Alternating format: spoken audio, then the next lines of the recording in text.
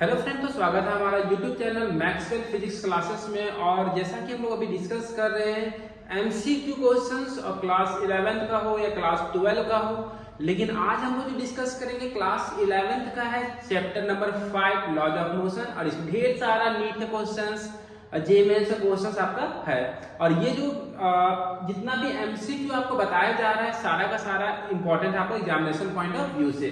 और आप कोई भी चैनल में पढ़ाई करते हो, चाहे आप ऑनलाइन हो चाहे कहीं आप ऑफलाइन किसी का भी क्लासेस कर रहे हो, तो एक बार आप यहाँ पर आप ट्रस्ट एक बार कर सकते हो और यहाँ का वीडियो आप देख सकते हो। और यदि इसका पीडीएफ चाहिए आपको तो टेलीग्राम में सर्च कीजिएगा।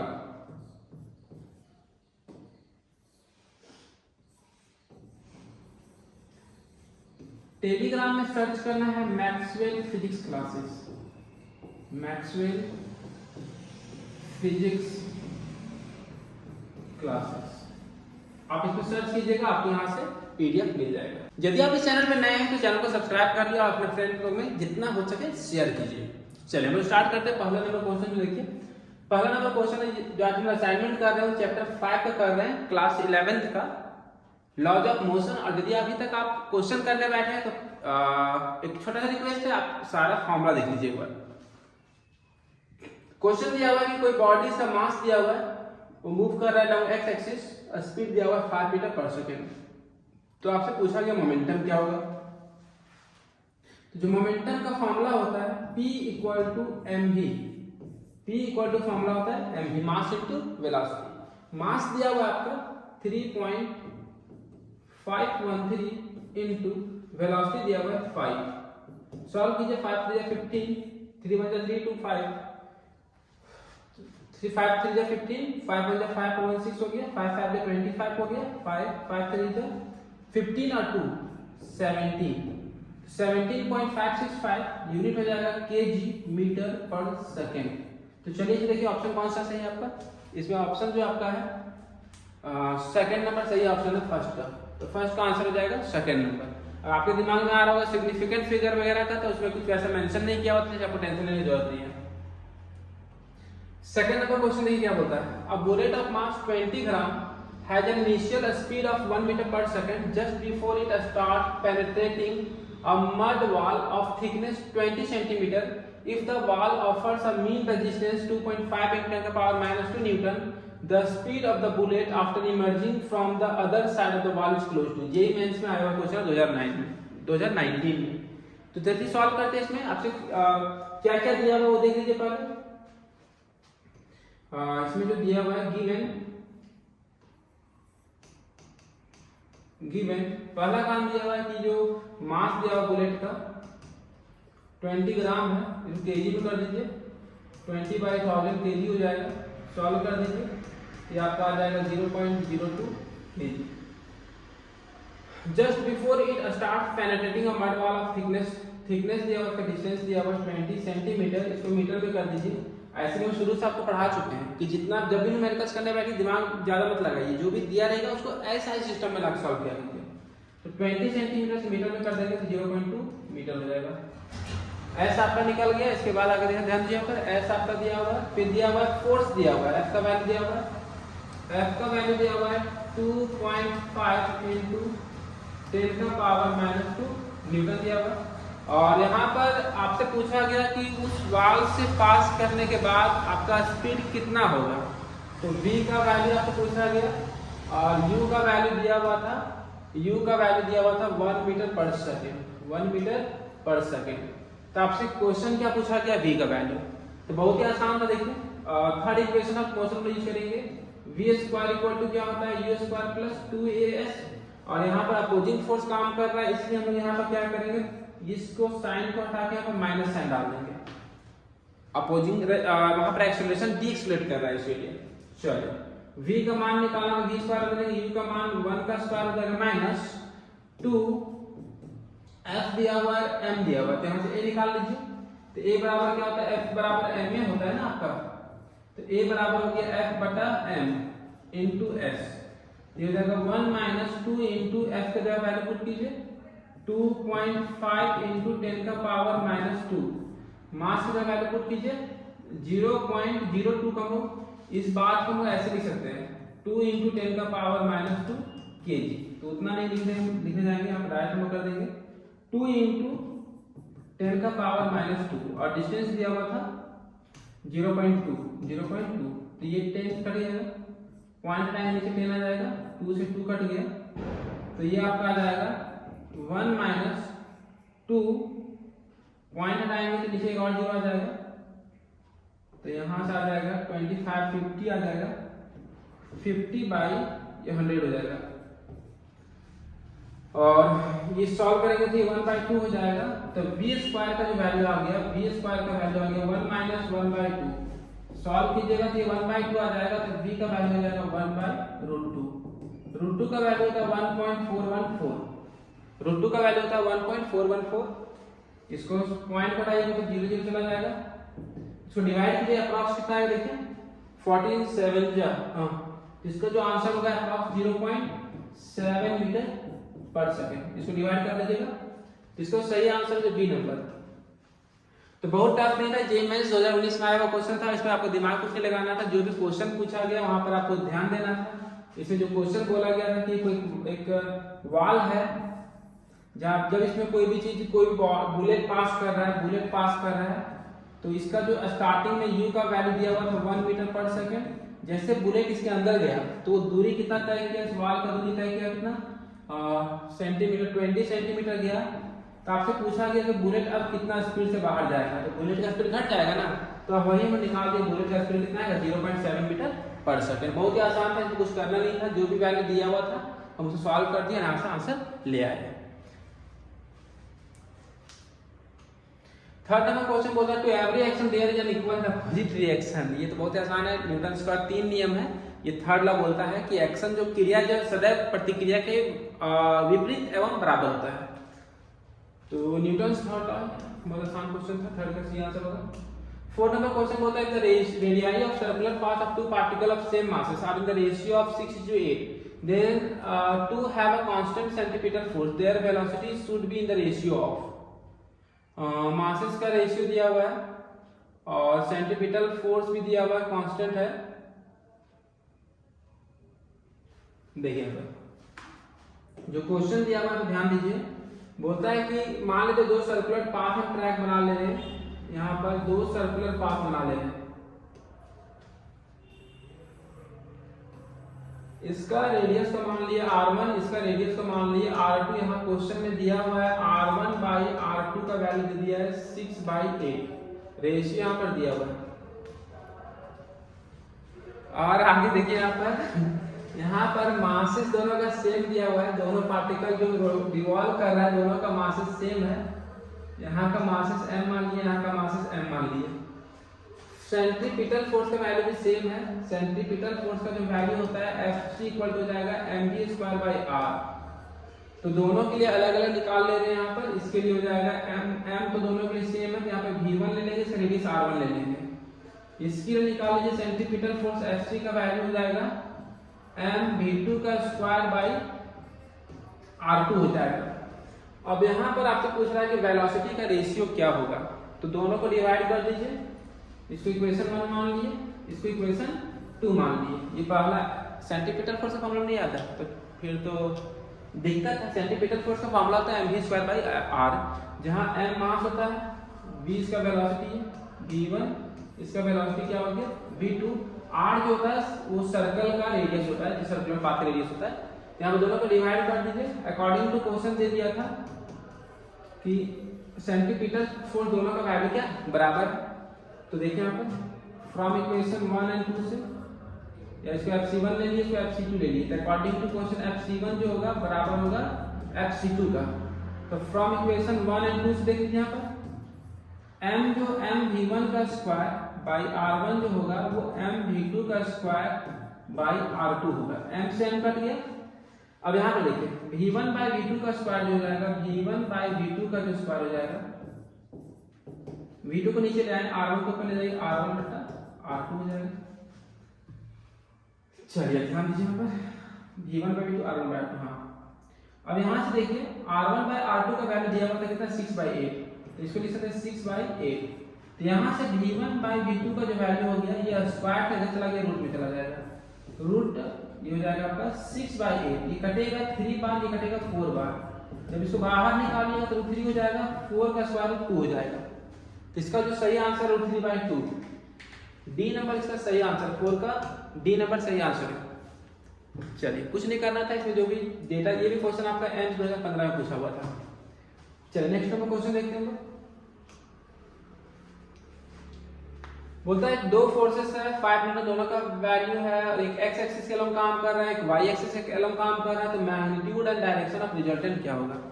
देखिए जैसे कोई एक बक्सा है, अब मान लेते हैं इसमें फोर्स इधर लगा रहे हैं 5 न्यूटन और इधर लगा रहे हैं 5 न्यूटन, ये हो गया एक्स एक्सिस के अलॉन्ग और ये हो गया माइनस एक्स एक्सिस के अलॉन्ग। तो नेट फोर्स कितना हो जाएगा, नेट फोर्स यहाँ हो जाएगा 5 - 5 0।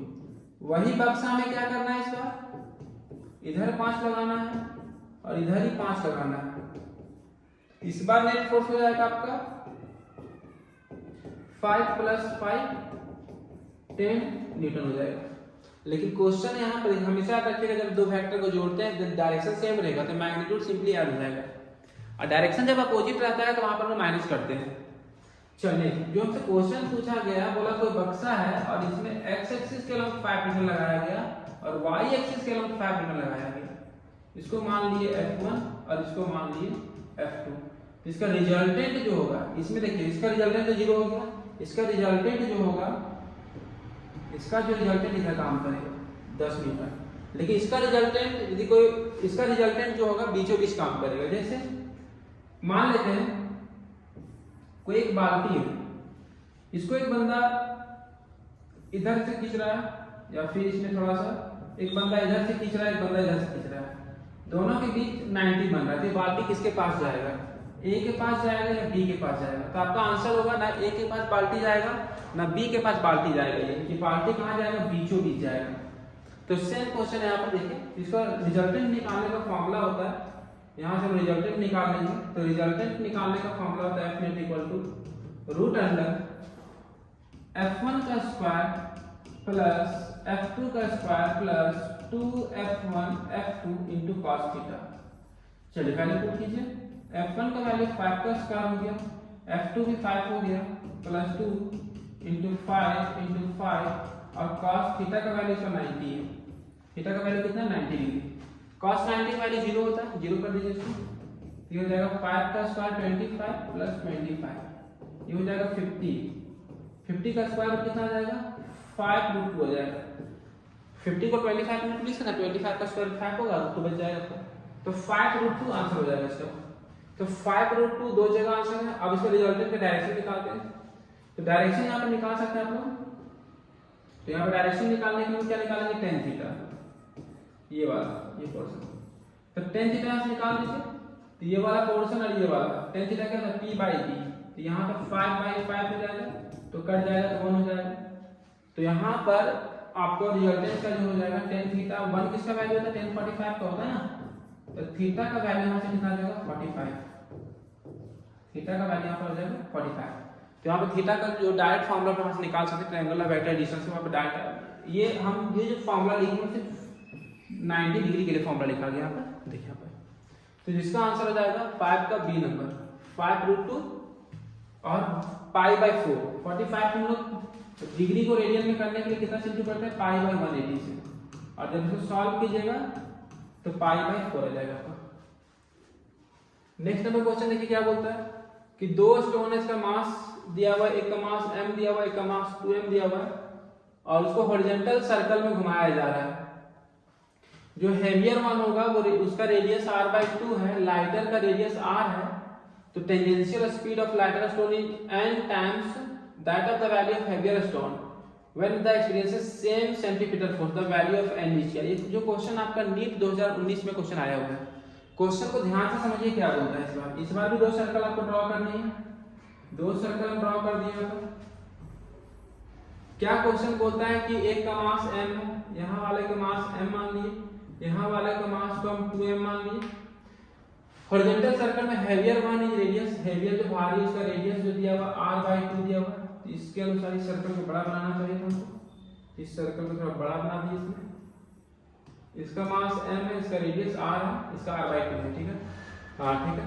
The tangential speed of lighter stone is n times. Lighter ये है, इसका जो वेलोसिटी होगा v1 मान लिए, वो n टाइम्स है दैट ऑफ हेवियर स्टोन। इसका वेलोसिटी मान लिए v2 है, तो जो v1 का वैल्यू होगा वो n टाइम्स है v2 का। तो सेंटीपीटल फोर्स है तो n का वैल्यू पूछा गया। सेंटीपीटल फोर्स दोनों का सेम है। चलिए इसके लिए सेंटीपीटल फोर्स निकालिए बॉल के लिए,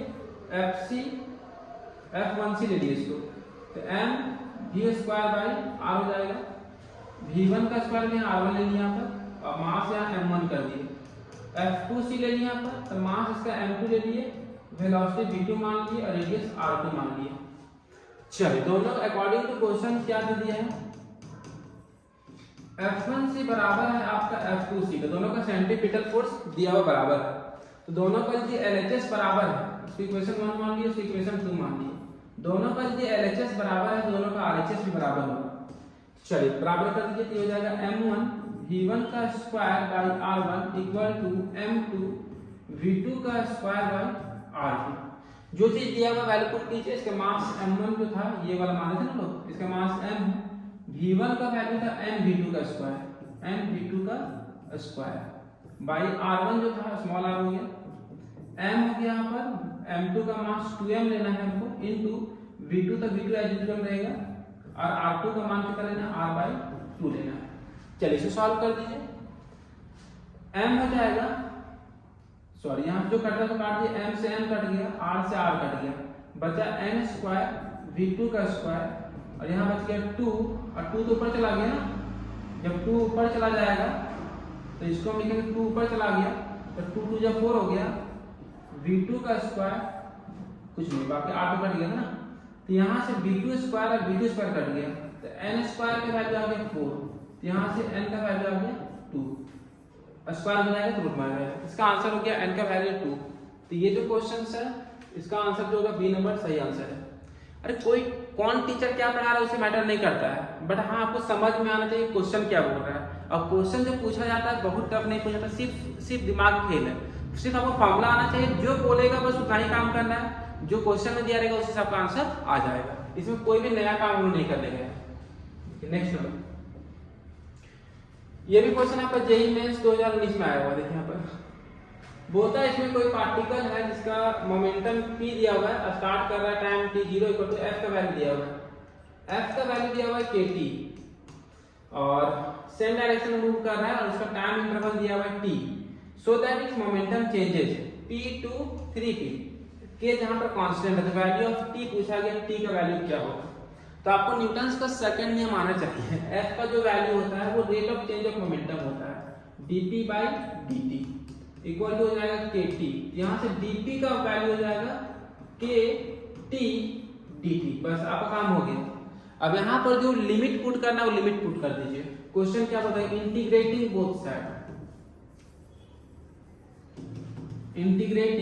both sides we get both sides we get, देखिए इंटीग्रेट कीजिए dp, और यहाँ जाएगा k तो कांस्टेंट है, यहाँ जाएगा t dt।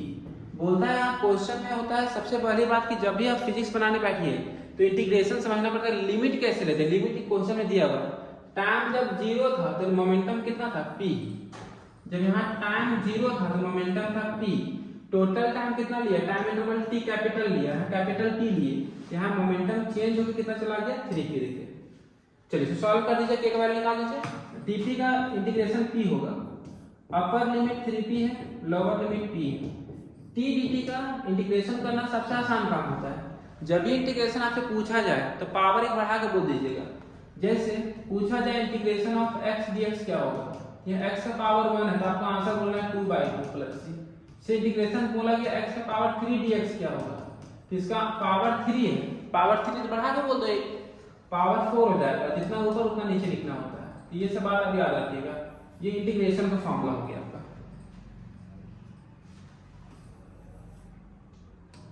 ये आपका इंटीग्रेशन का फॉर्मूला हो गया। देखिए उससे हमको मतलब नहीं, यहाँ पे सॉल्व कीजिए तो ये हो जाएगा t² 2, अपर लिमिट t नीचे 0। अब यहाँ पे सॉल्व करते हैं इसको, देखिए और एक बार ऊपर 3p लिखेंगे, p का वैल्यू नीचे पुट करेंगे, k 2 बाहर निकल गया, तो यहाँ पर एक बार स्मॉल टी के जगह पे कैपिटल टी लिखेंगे, एक बार स्मॉल टी के जगह पे 0 लिखेंगे और 2 क्या किया, 2 को बाहर निकाल दिए। 3p में p गया तो यहाँ 2p बच गया, k/2 बच गया, ये बच गया t²।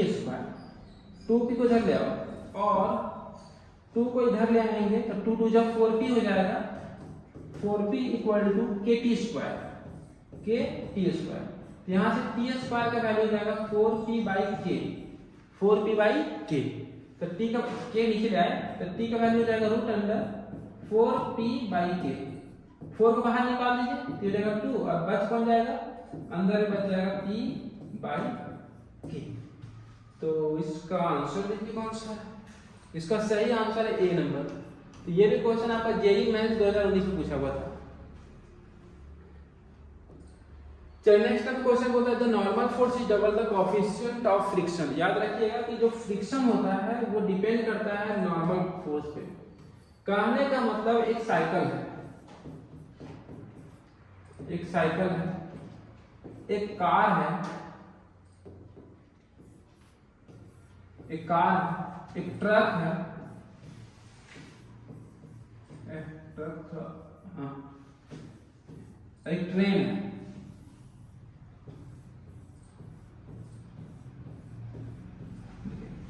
तो यहां पर बोला जाता है यहाँ पर कि जो नॉर्मल फोर्स को डबल करना है, नॉर्मल फोर्स वेट के अपोजिट लगता है। यहाँ पर वेट इसका डबल हो, यहाँ नॉर्मल फोर्स ऊपर लगेगा।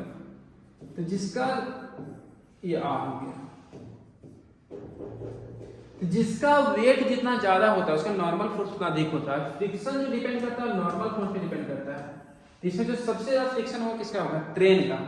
यदि आपका साइकिल खड़ा है तो उसको आप आसानी से धकेल के ले जा सकते हो, लेकिन ट्रेन खड़ा रहेगा तो आसानी से चोरी भी नहीं कर सकते आप। तो यहाँ पर बोलता है कि कोएफिशिएंट ऑफ फ्रिक्शन, यहाँ पर यदि हम प्रोपोर्शनल का साइन लगाते हैं तो कांस्टेंट आता है म्यू आर। तो म्यू का जो वैल्यू होता है F/R होता है और ये हमेशा डिपेंड करता है। इसको आप यदि नॉर्मल फोर्स को डबल कीजिएगा तो आपका आर, ये नॉर्मल फोर्स को डबल कीजिएगा तो फ्रिक्शन भी आपका डबल हो जाएगा। कहने का मतलब एक बाइक है, उसमें भी एक जन बैठा, उसको धक्का मारने के लिए बोला गया। उसमें 3 जन बैठ गए, उसको धक्का मारने के लिए बोला गया। तो फ्रिक्शन 3 जन बैठ जाने के बाद होगा। तो यदि नॉर्मल फोर्स को डबल कीजिएगा तो फ्रिक्शन भी डबल हो जाएगा। तो म्यू का वैल्यू कांस्टेंट रह जाएगा वहां पर। तो म्यू का वैल्यू चेंज नहीं होगा, नॉट चेंज। बोलते 10 newton force is applied on body to produce in it acceleration of 1 metre per second square. The mass of body. इतना आसान क्वेश्चन दे दिए। F इक्वल टू फॉर्मूला क्या होता है, ma। तो m इक्वल टू फॉर्मूला हो जाएगा F/A। F का मान कितना है 10, A का मान है 1, तो 10/1 10 kg। इसका जो आंसर हो जाएगा सी नंबर, सही आंसर 9 का सी नंबर। नेक्स्ट क्वेश्चन देखिए, बोलता है 500 kg car takes a round of turns 50 metre with a velocity of 36 kilometre per hour. The centripetal force. Centripetal force का फॉर्मूला का खेल है आपके पढ़ाई में, mv²/r होता है। मास दिया हुआ है आपका 500 kg और वेलोसिटी आंख बंद करके 36 मत पुट कर देना। 36 पुट करो तो आंसर नहीं आने वाला, क्योंकि 36 किलोमीटर पर आवर है। तो 36 किलोमीटर पर आवर है, इसको पहले आप मीटर पर सेकंड में कन्वर्ट कर लो। 36 किलोमीटर पर आवर है तो इसको मीटर पर सेकंड में कन्वर्ट करने के लिए 5/18 से इंटू करना पड़ता है। 36 इंटू 5/18 मीटर पर सेकंड बनाने के लिए 2 बार कट जाएगा तो यहाँ आ जाएगा 10 मीटर पर सेकंड। अब वैल्यू पुट करना है, तो हो जाएगा 10 का स्क्वायर। रेडियस दिया हुआ कितना 50 मीटर, तो 50 से 500 कट जाएगा 10 बार में। अब कितना जीरो बच गया, 10 का स्क्वायर 100, तो 3 जीरो आ जाएगा, 1000 मीटर इसका आंसर होगा। तो 10 का आंसर हो जाएगा ए नंबर। अरे कोई नया काम नहीं किया, सिर्फ वेलोसिटी को ना किलोमीटर पर आवर में था उसको मीटर पर सेकंड में कन्वर्ट कर दिया। नेक्स्ट क्वेश्चन देखिए, dimension of coefficient of friction. Same question है यहाँ पर देखिए, पढ़ाया ना अभी जस्ट बताए थे। म्यू का जो वैल्यू होता है F/R होता है। F भी फोर्स होता है, R भी फोर्स होता है। दोनों फोर्स है, दोनों का डायमेंशन सेम हो जाएगा, दोनों कट जाएगा तो म्यू का कोई डायमेंशन नहीं होगा। सेम क्वांटिटी कट जाएगा तो आपको कोई डायमेंशन नहीं आएगा, जिसका हो जाएगा बी नंबर, 11 का B number, m0 l0 t0। चलिए नेक्स्ट क्वेश्चन देखिए, बोला no force is required. Newton का पहला नियम कि यदि कोई भी चीज रेस्ट में है, रेस्ट में रहेगा, यूनिफॉर्म मोशन में, यूनिफॉर्म मोशन में रहेगा। लेकिन यूनिफॉर्म मोशन कहां पर, स्ट्रेट लाइन, सर्कुलर मोशन में नहीं। तो बोलता है an object moving in straight line with constant velocity, elliptical path नहीं होगा, कांस्टेंट एक्सेलरेशन नहीं होगा, सर्कुलर, इसका आंसर होगा ए नंबर। ये सब क्वेश्चन जैक बोर्ड के लिए बहुत इंपॉर्टेंट है। सीबीएसई बोर्ड बताइए तो नहीं पूछेगा। नेक्स्ट बोलता है कोई भी ऑब्जेक्ट रेसिस्ट कर रहा है अपना चेंज को, मतलब जिस तरह है कोई ऑब्जेक्ट रेस्ट में है, रेस्ट में रहना चाह रहा है, मोशन में है, मोशन में रहना चाह रहा है, आप सोए हुए सोए रहना चाह रहे हो, तो ये सब किसमें कौन सा गुण का मतलब इनर्शिया। इनर्शिया तीन तरह का होता है, inertia of rest, inertia of motion, inertia of direction. कहने का मतलब ये बोर्ड डिजिटल बोर्ड यहाँ कब तक रहेगा, जब तक कोई इसको चोर उठा के ले नहीं जाएगा, कोई नहीं जाएगा, समझ लीजिए। तो 13 का आंसर कौन सा जाएगा, इनर्शिया। ये अपना स्टेट में कभी चेंजिंग नहीं चाहेगा जब तक कोई बाहरी आदमी इसको उठा के लेके नहीं जाएगा। बोलता है ऑब्जेक्ट का मास दिया हुआ 5 kg, इसका एक्सेलरेशन दिया हुआ 20 सेंटीमीटर पर सेकंड स्क्वायर, तो फोर्स का वैल्यू बताइए। इतना बच्चा टाइप क्वेश्चन पूछा गया है, अब बच्चा ना और बच्चा टाइप बनाएगा उसको। F का m दिया हुआ कितना 5 kg, और A ना डायरेक्ट उठा के 20 मत मार देना, आंसर नहीं आएगा। 20 सेंटीमीटर पर सेकंड स्क्वायर है का मान, A का जो वैल्यू 20 सेंटीमीटर पर सेकंड स्क्वायर है, इसको मीटर में लाओ तो 100 से डिवाइड कर देना होगा इसको, तो 100 से डिवाइड करोगे तो 0.2 आ जाएगा, 0.2 मीटर पर सेकंड स्क्वायर। तो अब 0.2 यहाँ 0.2 हो जाएगा, तो ये हटेगा 0, ये 1/5, 5 से 5 कट जाएगा 1, तो इसका सही आंसर 1 न्यूटन होगा। 14 का ए नंबर। 15 नंबर क्वेश्चन बोलता है फ्रिक्शन जो होता है हमेशा कहाँ काम करता है, अभी सिखाया डायरेक्टली का क्वेश्चन होता है किसका, आर का।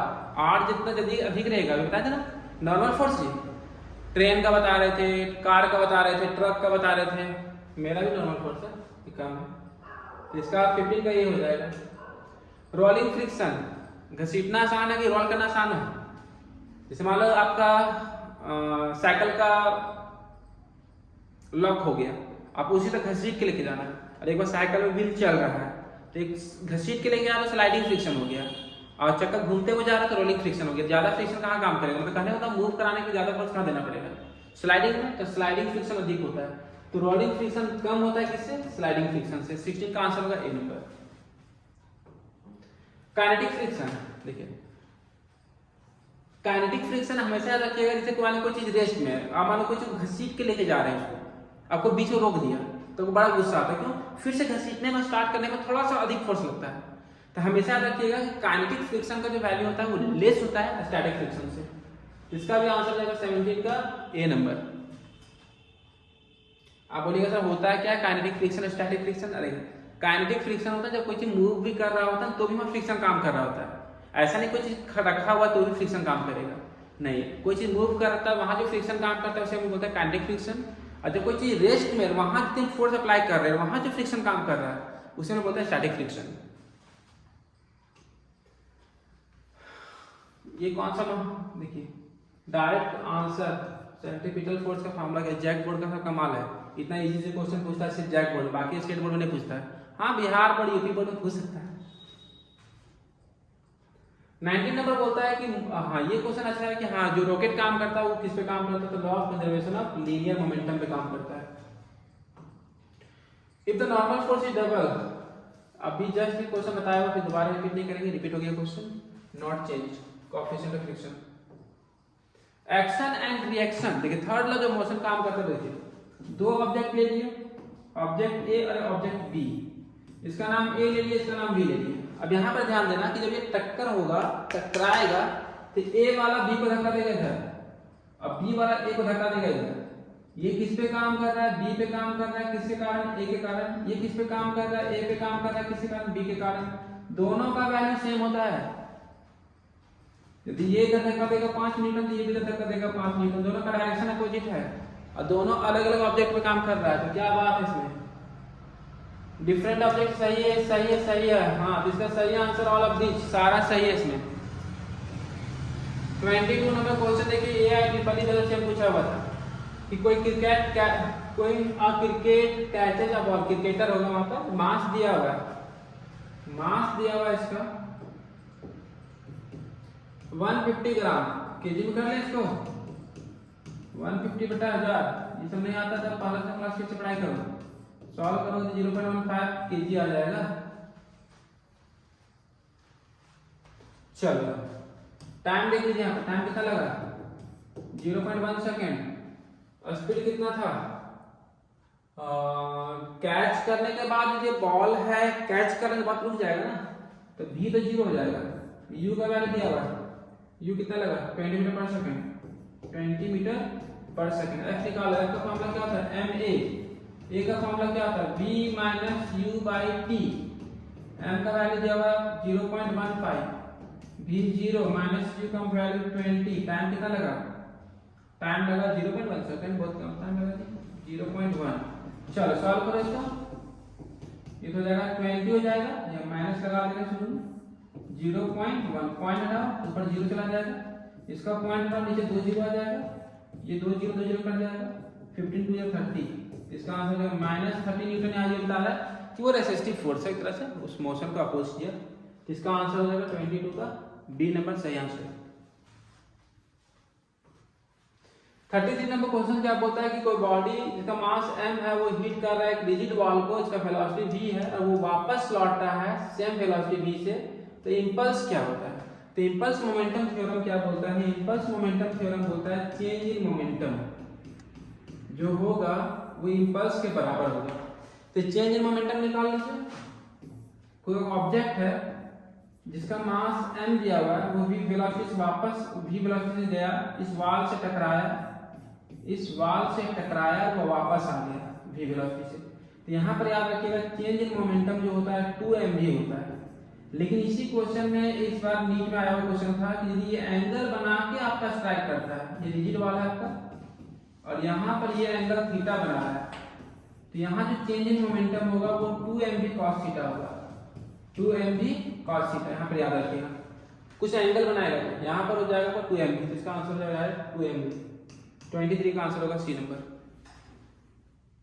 24 नंबर क्वेश्चन देखिए, इसमें ग्राफ दिया हुआ है और आपसे पूछा गया चेंज इन मोमेंटम।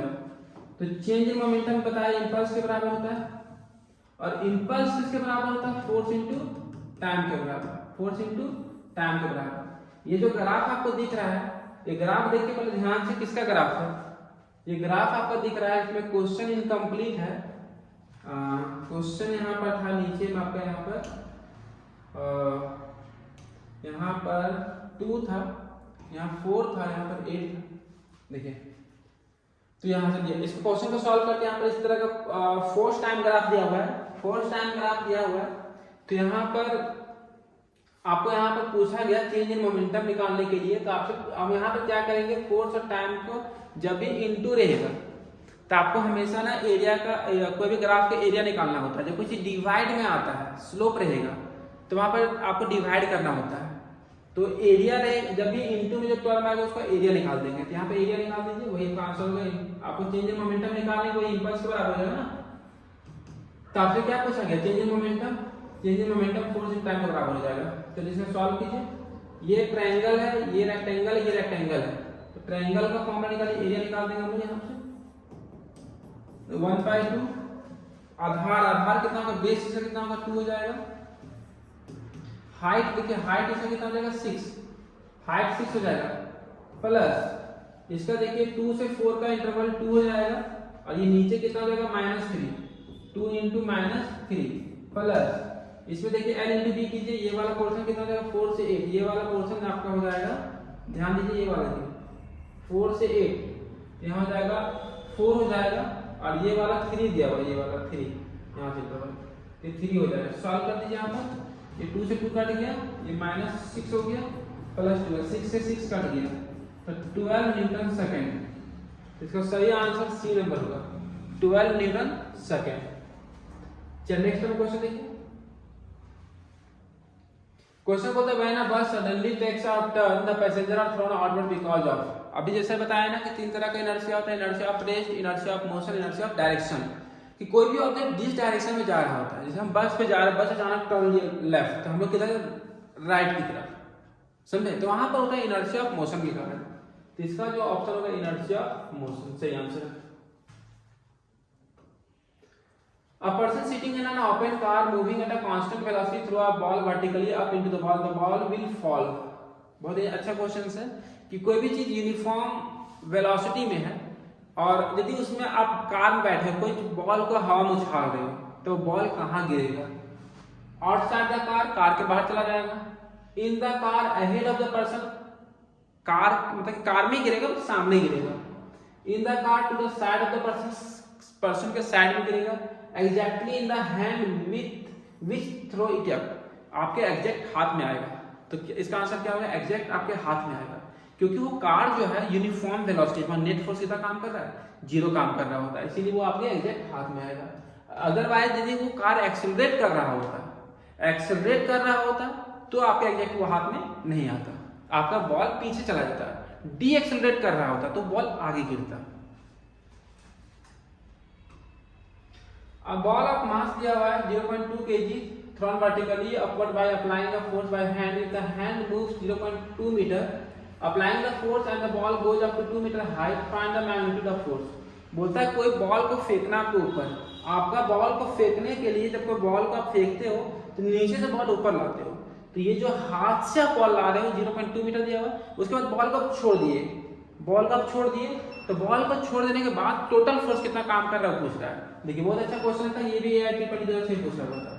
तो जिस समय मेरे हाथ में बॉल है, अभी देखो बात कर रहे हैं हैंड वाला बॉल, अभी बॉल मेरा कहाँ हाथ में है, तो U का मान कितना है?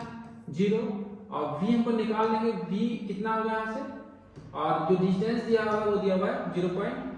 कितना था? 0 मास दिया हुआ था 0.2 मीटर। तो यहाँ से हम एक्सेलरेशन निकाल लेते हैं। तो v square equal to formula होता है u स्क्वायर प्लस 2as। तो यहाँ से v स्क्वायर इक्वल टू आ गया 2, a का वैल्यू को नहीं पता, s दिया हुआ 0.2, तो यहाँ से v स्क्वायर का वैल्यू आ गया 0.4, a आ गया, ये v स्क्वायर का वैल्यू निकल गया। लेकिन जो मेरे हाथ से जब वो छूट जाएगा, जब बॉल हवा में जाएगा तो वो मेरा इनिशियल होगा। तो अब बात करते हैं एयर के लिए, जब बॉल मेरा ऊपर की ओर जाएगा तो अब वहां पर मेरा जो v का मान है वही मेरा जो यहाँ पर u का मान है, मतलब यहाँ पर जो v का मान है हैंड के लिए, जब हाथ से बॉल को छोड़ चुके हैं तो वो u का वैल्यू हो जाएगा। तो यहाँ पर जो u होगा वो मेरे v के बराबर होगा। v कौन वाला? हैंड वाला, जो v का हैंड होगा। हाथ का फाइनल जब छोड़ देंगे तो उसके लिए इनिशियल हो जाएगा। यहाँ से बोल सकते हैं u स्क्वायर हो जाएगा v स्क्वायर के बराबर हो जाएगा। डिस्टेंस यहाँ से कितना चलेगा? देख लीजिए यहाँ पर 2 मीटर से चलेगा, 2 मीटर हाइट से चलेगा। और यहाँ पर जो g का मान लेने बोल रहा है वो 10 लेने बोल रहा है, 10 मीटर पर सेकंड स्क्वायर। चलिए फॉर्मूला लगाइए, v स्क्वायर इक्वल टू हो जाएगा u स्क्वायर प्लस में ऊपर जा रहा है माइनस में लेंगे -2gh। चलिए सॉल्व कीजिए यहाँ से। v स्क्वायर तो मेरा फाइनल वेलोसिटी वहां पर क्या होगा, जब वो रुक जाएगा बॉल तो वहां पे 0 हो जाएगा। u जो मेरा हो जाएगा वहां से हो जाएगा 0.4 a हो जाएगा, 0.4 a हो जाएगा -2। g का जो वैल्यू आ जाएगा, g का वैल्यू 10 लेने बोल रहा है, हाइट यहाँ पर दिया हुआ है 2, तो इसका जो यहाँ से a का वैल्यू निकाल लेंगे लोग 0.4 a, इसको सबको इधर ले आओ। चलिए यहाँ सबको इधर ले आएंगे, ये हो जाएगा 20 to 40, इधर आ गया 40 माइनस प्लस में आ गया, तो 0.4/40 ये किसका वैल्यू आ गया? सॉरी उल्टा आ गया, 40/0.4 ये आपका a का वैल्यू पॉइंट लाइन पर जाएगा। तो a का जो मान आ गया वो कितना आ गया? 100 मीटर पर सेकंड स्क्वायर। अब फोर्स निकालना था ना, फोर्स निकाल लीजिए। F का फॉर्मूला जो होगा ma प्लस g, दोनों फोर्स काम करेगा ना, वो बॉल हवा में गया तो वेट भी तो काम करेगा ना, वेट और जो हम हाथ से एडजस्ट किए दोनों काम करेगा। चलिए m का वैल्यू दिया हुआ है यहाँ पर कितना? मास 0.2, a का वैल्यू 100 निकालिए, g का वैल्यू था 10, तो ये जाएगा 0.2 into 110, पॉइंट हटाएंगे नीचे 0 0 कट जाएगा, 22 न्यूटन इसका आंसर। इसका सही आंसर है बी नंबर, 22 न्यूटन। नेक्स्ट आपका क्वेश्चन ये क्या बोलता है कि पॉइंट मास है जो vertical circle of radius r vertically, एक होता है हॉरिजॉन्टली मतलब आपको कुछ इस तरह राउंड कर रहा है, वर्टिकली मतलब इस तरह राउंड कर रहा है। अरे वो झूला झूलते हो ना डिज्नीलैंड में, वो हो गया वर्टिकली, और उसमें एक डांसिंग कार जैसा रहता है वो हॉरिजॉन्टली। तो इसमें वर्टिकली वाला बोल रहा है, और ये जो वेलोसिटी दिया हुआ है कहां पर? लोवेस्ट पॉइंट पे। टेंशन क्या होगा? देखिए ऐसे को झूला झूल रहा है, ये रस्सी लगा हुआ है यहाँ पर, तो लोवेस्ट पॉइंट ये हो गया इसका। इसका वेट कितना काम करेगा नीचे की ओर? धागा किधर काम करेगा, टेंशन फोर्स ऊपर की ओर, वेलोसिटी इधर काम करेगा। वेलोसिटी का वैल्यू दे दिया √7gr। तो आपसे टी का वैल्यू पूछा गया, तो यहाँ बताओ नेट फोर्स कितना काम करेगा। तो नेट फोर्स निकालने के लिए सिखाया था ना भैया आप लोग को कि यदि डायरेक्शन अपोजिट रहेगा तो माइनस करते हैं ना, तो नेट फोर्स हो जाएगा T माइनस mg, और सेंटीमीटर फोर्स यहाँ काम करेगा mv² by r, mv² by r। यहाँ से T निकाल लीजिए, T का वैल्यू हो जाएगा mg तो चला जाएगा प्लस में हो जाएगा प्लस m बाई r, अब v का वैल्यू पुट कर दीजिए, तो यहाँ से v² कितना जाएगा 7gr, तो 7gr, r से r कट गया, यहाँ पर जाएगा mg प्लस 7mg, ये तो हो गया 8mg हो गया। T का वैल्यू दिया, हाँ। तो इसका जो आंसर होगा डी नंबर सही आंसर। ये भी क्वेश्चन आपका नीट 2020 में पूछा हुआ था, तो सही आंसर इसका 8mg। वर्टिकल में पूछता है ना, वर्टिकल में पूछता है तो वेलोसिटी चेंज होता है, वेलोसिटी भी चेंज हो जाता है वहां पर, और वहां पर आपको उल्टा लेना पड़ता है, क्योंकि इसका वेट नीचे काम कर रहा होता है, इसका वेट ये नीचे वेट काम कर रहा होता है, टेंशन ऊपर और वेट नीचे, यहाँ उल्टा उसका अलग कंसेप्ट होता है। चलिए बोलता stone tied to a string is rotated with a uniform speed in a vertical plane फिर है, length of string r, linear speed v, tension in the string when the stone is the lowest point. अभी just बताया ना, आपको देखिए lowest point पे t का value कितना होता है, यहाँ पर t को चले जाओ mv² बाई r प्लस क्या mg, सेम क्वेश्चन में पूछ दिया प्लस mg। 29 का आंसर होगा डी नंबर सही आंसर है। 30 नंबर क्वेश्चन है कि क्या बोलता है, one end of a string is length L connected to particle of mass m, another is connected to a small peg on a smooth horizontal table. If the particle moves in a circle with a speed v, the net force on the particle directed towards center will be T, represent the tension in the string। देखिए क्या बोलता है इसमें, जो ये connected है horizontal table पे, इस तरह ये मूव कर रहा है ऐसे, यहाँ पर एक स्मॉल मास है, उसका मास m दिया हुआ है, और यहाँ पर बोल दिया है small mass and the other ends of connected to a small peg on a smooth horizontal table. If the particle moves in a circle, the net force on the particle directed toward the center।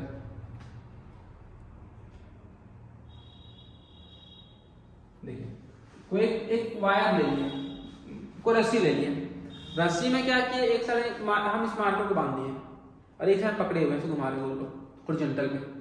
तो यहाँ पे बोलता है कि ये particle का मास m, इसमें centimetre force काम करेगा, mv² बाई r काम करेगा, लेकिन सवाल वहां उठता है कि उसको घुमा कौन रहा है, उसको घुमाने वाला कौन है, ये धागा। ये जब तक धागा नहीं रहेगा तब तक वो पार्टिकल इस तरह मेरे हाथ में घुमा रहे हैं, उसको रस्सी बांध दिए, एक किनारा पकड़ के गोल घुमा रहे हैं, ये मार्कर है यहाँ पे, ये मार्कर है। जैसे रस्सी छूटेगा ना तो वो गोल गोल घूमता हुआ नहीं गिरेगा, वो डायरेक्ट सीधा गिरेगा। तो यहाँ पे बोलता है नेट फोर्स जो प्रोवाइड कर रहा है कौन, धागा, और कोई यहाँ दूसरा फोर्स काम नहीं कर रहा। हॉरिजॉन्टल वर्टिकल में तो काम नहीं लग रहता है, वेट वगैरह काम करता है, लेकिन हॉरिजॉन्टल वेट काम नहीं करता, नेगलेक्ट करता है लोग। तो जो इसका आंसर हो जाएगा ए नंबर से, टेंशन फोर्स वहां काम कर रहा है, वही टेंशन फोर्स ही उसको सेंटीमीटर फोर्स प्रोवाइड कर रहा है। तो ये नहीं बोलेगा आप घूम रहा है तो नेट फोर्स 0 हो गया वहां पर। A mass m is attached to a thin wire and हाँ देखिए इसमें वर्टिकल है, वर्टिकल सर्कल में घूम रहा है, तो बोलता है कि ब्रेक होने का चांसेस कहाँ होगा इसका। देखिए कोई चीज वर्टिकली घूम रहा है, तो यहाँ पर याद रखिएगा लोवेस्ट पॉइंट पे इसका जो टेंशन का जो वैल्यू होता है यहाँ पर, ये हो जाता है mg² by r plus mg, और लोवेस्ट पॉइंट पे क्या होता है, वेलोसिटी भी इसका काफी बढ़ जाता है। लोवेस्ट पॉइंट पे इसका वेलोसिटी मैक्सिमम होता है, यहाँ पर उससे कम होगा, यहाँ पर वेलोसिटी मैक्सिमम होता है, तो बताया कि √7gr होता है यहाँ पर, उससे कम यहाँ होगा, उससे सबसे कम यहाँ पर होता है अप्रॉक्स 3gr होता है, वहां पर कैलकुलेशन देख लेना होगा आपको। तो यहाँ से कोई चीज वर्टिकल घूमती है तो नीचे उसका स्पीड सबसे मैक्सिमम होता है, फिर ऊपर जाने का स्पीड घटता है, फिर बढ़ता है, इस तरह यहाँ से यहाँ जाएगा स्पीड घटेगा और यहाँ से यहाँ का स्पीड बढ़ेगा। तो यहाँ पर टेंशन फोर्स मैक्सिमम होगा, तो इसका जो आंसर हो जाएगा हाँ, the mass is at the lowest point, जो सबसे नीचे रहेगा तो उसमें उसका जो टेंशन होगा सबसे ज्यादा काम करेगा, भी बढ़ जाता है और उसका वेट वहां काम करेगा। Force required in accelerating 3 kg mass at 5 metre per second square 4 kg में 4 मीटर पर सेकंड स्क्वायर, तो विल बी, तो फोर्स निकाल लीजिए। पहला वाला में कितना हो जाएगा 3 × 5, दूसरा वाला में कितना हो जाएगा 4 × 4, ये 15 हो गया, ये 16 हो गया, तो 3 kg वाला में कम है, 4 kg में ज्यादा है। ग्रेटर फॉर 4 kg मास है 4 metre per second square. Force किसमें ज्यादा चाहिए 4 वाले में, हाँ 4 वाले में ज्यादा फोर्स चाहिए, ग्रेटर फॉर 4 kg मास है 4 metre per second square. When a bus stop suddenly, कोई बस पे आप ट्रेवल कर रहे हो तो अचानक सबका सामान गिरना स्टार्ट, आपकी तरफ आगे की ओर बस उठती तो बोलता है क्यों, Newton's first law of motion, law of inertia, उसी से रिलेटेड है कि जब बस चल रही होती है सब चीज मोशन में रहता है, बस अचानक ब्रेक में आ गया तो हम लोग का जो नीचे वाला पोर्शन रहता है, पैर जो रहता है वो रेस्ट में आ जाता है, बस से कांटेक्ट करता है ना, बट ऊपर का जो पोर्शन रहता है वो मोशन में रह जाता है, इसीलिए हम लोग आगे की झुक जाते हैं। बस अचानक चल दिया तो पीछे की ओर, बस रुक गया तो आगे की ओर, बस टर्न लिया तो जस्ट अपोजिट, तो वो होता है Newton's first law of motion. A passenger sitting in a bus moving at a uniform speed feel pushed backward whenever the bus is accelerated forward. This type of force is called. यहाँ पर देखिए थोड़ा सा concept है कि जब accelerated कोई object रहेगा तो वहां जो फोर्स काम करता है उसको हम बोलते हैं फिक्सियस फोर्स या स्यूडो फोर्स एक तरह से। तो इसका आंसर हो जाएगा 34 का सी नंबर। मास दिया हुआ है और स्पीड दिया हुआ है, मोमेंटम पूछा है तो P = mv हो जाएगा। इतना बच्चा वाला क्वेश्चन क्यों दिया गया है यहाँ पर, वैसे बच्चे जो बहुत कमजोर है उसके लिए शायद क्वेश्चन होगा, तो इसका आंसर 35 का ए नंबर सही आंसर है। The mass of a body which is equal to the ratio of force acting on a body to the acceleration produced in the F = होता है ma, तो m = हो जाएगा F/a एक्सेलरेशन। तो यहाँ से a = हो जाएगा F/m, तो यहाँ पूछ रहा है m आप कौन सा लिए हो, तो इनर्शियल मास लिए हम लोग जो उसका पूछ कर रहा था। A block of wood is placed on a surface, a force is applied parallel to the surface to move the body, the frictional force developed acts। देखिए यहाँ पर कोई ब्लॉक है, यहाँ पे हॉरिजॉन्टल टेबल पे रखा हुआ, फोर्स इधर लगा है, कौन सा फोर्स भाई एक्सटर्नल, हम इसको आगे की ओर ले जाना चाह रहे हैं, बट ये अपोजिट साइड फ्रिक्शनल फोर्स लगाता है। फ्रिक्शनल फोर्स हमेशा एक्सटर्नल फोर्स का अपोजिट काम करता है, तो इसका काम है 3 नंबर, अपोजिट होगा to the direction of applied force. Normal तो होने से रहा, अलोंग द होने से रहा। 38 number, what the fundamental forces, सबसे रैंकिंग में ग्रेविटेशनल फोर्स का रैंकिंग कहाँ, वो तो सबसे पीछे था ना। स्ट्रॉन्ग न्यूक्लियर फोर्स सबसे ज्यादा था, इससे कमजोर कौन था, इलेक्ट्रोमैग्नेटिक फोर्स था, इससे कमजोर कौन था, वीक न्यूक्लियर फोर्स था, और सबसे कमजोर कौन था, ग्रेविटेशनल वाला, तो फोर्थ रैंक में था। 38 का डी नंबर ऑप्शन सही है। The frame of reference attached to a satellite of the earth is, satellite earth, satellite पहले बताओ कि वो एक्सेलरेट कर रहा है नहीं कर रहा है। इनर्शियल बोलेंगे जो एक्सेलरेशन जो यूनिफॉर्म वेलोसिटी से कर सकता है, रेस्ट में कर सकता है इनर्शियल, लेकिन नॉन इनर्शियल बोलते हैं कि जो चीज एक्सेलरेट करता है। कोई भी चीज यूनिफॉर्म सर्कुलर मोशन में आपको हमेशा याद रखना चाहिए वो पार्टिकल क्या कर रहा है, वो एक्सेलरेट कर रहा है। इसका जो एग्जांपल होता है वो नॉन इनर्शियल फ्रेम होगा, सी नंबर। क्योंकि जो सैटेलाइट होता है ना, सैटेलाइट होता है वो अर्थ के चारों रिवॉल्व करता है सर्कुलर पाथ में, और कोई भी चीज सर्कुलर पाथ में रहेगा तो एक्सेलरेट करता है, देखिए। A block of mass m is placed on a flat surface. A force is applied to move it parallel to the surface. The frictional force developed is proportional to reciprocal square of mass of the body, reciprocal of the mass of reciprocal of the square of the body. Frictional force. यहाँ देखिए frictional force तो depend करता है आपका normal force, normal force कहीं ना कहीं मास पे डिपेंड करता है, तो इसका आंसर हो जाएगा फ्रिक्शनल फोर्स डिपेंड करता है आर पे, और आर का फॉर्मूला क्या होता है, mg के बराबर होता है ये, तो g छोड़ दिया जाए तो f कहीं ना कहीं m पे डिपेंड करता है। A machine gun fire a bullet of mass 40 gram with a velocity of 1200 meter per second. The man holding it can exert a maximum force on 144 Newton on the gun. How many bullets can it fire per second the most? चलो देखते हैं। एक bullet का mass दिया हुआ है, mass of एक bullet का है 40 ग्राम, पहले इसको केजी में कर देते हैं तो 0.04 केजी हो जाएगा। चलो ठीक है। इनिशियल वेलोसिटी इसका विद वेलोसिटी u का मान दिया हुआ है 1200 metre per second, maximum force दिया हुआ है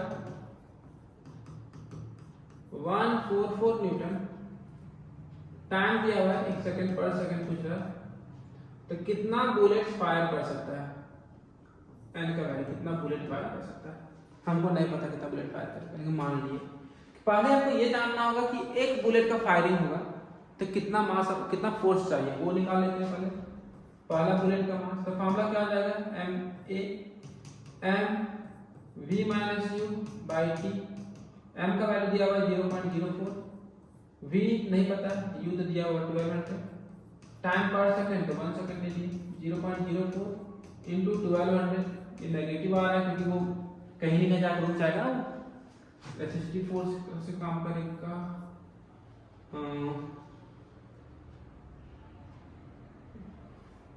ऐसे भी समझ सकते थे कि इसमें जैसे कि इनिशियल वेलोसिटी को बुलेट का 0 रख लेंगे हम यहाँ पर, इनिशियली फायर करके हो चुके हैं, तो फायर करके हो चुके हैं तो फाइनल यू, चलो ठीक है कोई दिक्कत नहीं, देख लेते हैं मैग्नीट्यूड ले लेंगे, कोई दिक्कत नहीं। तो 2 0 0 कट गया, 2 0 0 कट गया, तो ये आपका आ गया 48 न्यूटन। मैग्नीट्यूड ले रहे हैं F1, एक बुलेट का फायरिंग करने पे कितना खर्च हो रहा है, 48 न्यूटन खर्च हो रहा है। तो आपसे पूछा गया हम कितना फोर्स लगा रहे हैं, F मैक्सिमम जो लगा रहे हैं वो मेरा n टाइम्स होगा एक बुलेट का जो फायरिंग में जो मेरा खर्च होगा। हम मान लीजिए कितना बुलेट गया हमको नहीं पता, हम मान लीजिए n बुलेट हम फायरिंग कर सकते उतना ही फोर्स से, ये दे दिया था कि 44 हमको देना है और n हमको नहीं पता, एक बुलेट का फायरिंग करने में कितना लगा 48, यहाँ से n का वैल्यू निकाल लीजिए 144 बाई 48 कितना करके 3 बार में कर दिया, तो हम इतना फोर्स से मात्र हम 3 बुलेट को फायरिंग कर सकते हैं। तो इसका जो सही आंसर होगा 3 सही आंसर है। चलिए ये भी क्वेश्चन आपका आया हुआ कंपटीशन में। The product of mass and velocity is called momentum. A force of 5 Newton acts on a body mass 1 kg acceleration क्या होगा, तो A इक्वल टू क्या होता है F by m। तो फोर्स का वैल्यू 5 दिया हुआ है, मास का वैल्यू 1 दिया हुआ है, तो ये जाएगा 5 मीटर पर सेकंड स्क्वायर। 43 का आंसर ए नंबर। चलिए नेक्स्ट नंबर क्वेश्चन देखिए, 44 नंबर क्वेश्चन बोलता है कि सेल्फ एडजस्टिंग फोर्स कौन सा है। यहाँ पर याद रखिएगा स्टैटिक फ्रिक्शन को सेल्फ एडजस्टिंग फोर्स बोलते हैं। क्यों बोलते हैं ये बात आपको पता है, तो कुछ मत करना, एक कार खड़ा ना धक्का देना उसको, देखते हैं आप कितना ताकतवर हो, तो जब आप धकेल रहे हो तो कार कहीं नहीं जा रहा, तो कार क्या कर रहा है, कार भी अपोजिट साइड फोर्स लगा रहा है, तो सेल्फ एडजस्टिंग फोर्स बोलते हैं स्टैटिक फ्रिक्शन। यदि कोई चीज रुका हुआ है वहां धक्का दे रहे हो उसको, तो वहां पर वो भी अपोजिट डायरेक्शन फोर्स लगा रहा है, उसको सेल्फ एडजस्टिंग फोर्स बोल रहे हैं। आप यदि धीरे से धक्का दे रहे हो तो 5 लगा रहे हो नहीं चल रहा है, 10 लगा रहे हो नहीं चल रहा है, 20 लगा रहे हो नहीं चल रहा है, क्या कर रहा है, वो भी उधर से एक फोर्स लगा रहा है, तो उसी को बोलते हैं self adjusting force. When a torque acting on a system then which it should not change, F equal to होता है dt by dt। और ये क्वेश्चन थोड़ा सा आ गया है चैप्टर 7 से, टॉर्क इक्वल होता है dl by dt। F का मान 0 होगा कब, तो t का मान कांस्टेंट होगा, टॉर्क का मान 0 होगा मतलब l का मान कांस्टेंट होगा। तो यहाँ जिसका आंसर हो जाएगा एंगुलर मोमेंटम 45 का D number B number option.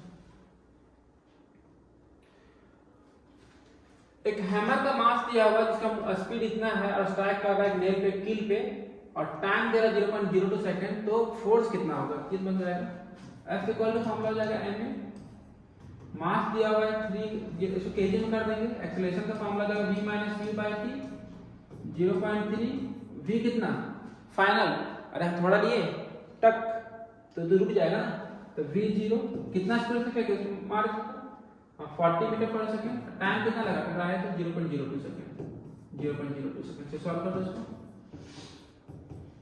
ये माइनस हो जाएगा ना, चलो पॉइंट हटाओ फटाफट, 2 0 जाएगा, इसका पॉइंट हटाओ नीचे 2 0 1 0 आ गया, 0 से 0 बन गया,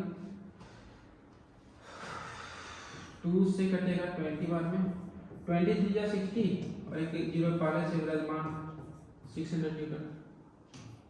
46 का ए नंबर सही आंसर है। 47 नंबर क्वेश्चन बोलता है कि बुलेट है, इसका मास 40 ग्राम है और उसे फायर किया गन से, इसका मास 1 केजी है, जिसका वेलोसिटी, बुलेट का वेलोसिटी दिया हुआ 1800 मीटर पर सेकंड, तो रिक्वायर्ड वेलोसिटी ऑफ गन क्या है? देखिए आप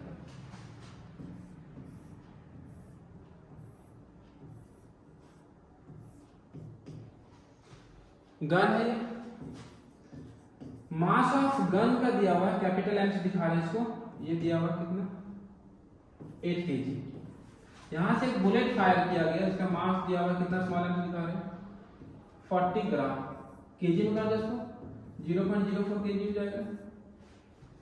चलिए इसका वेलोसिटी दिया हुआ है, इसका वेलोसिटी दिया हुआ v1 मान लीजिए 800 मीटर पर सेकंड, और इसका वेलोसिटी पूछा गया क्या होगा, v2 क्या होगा।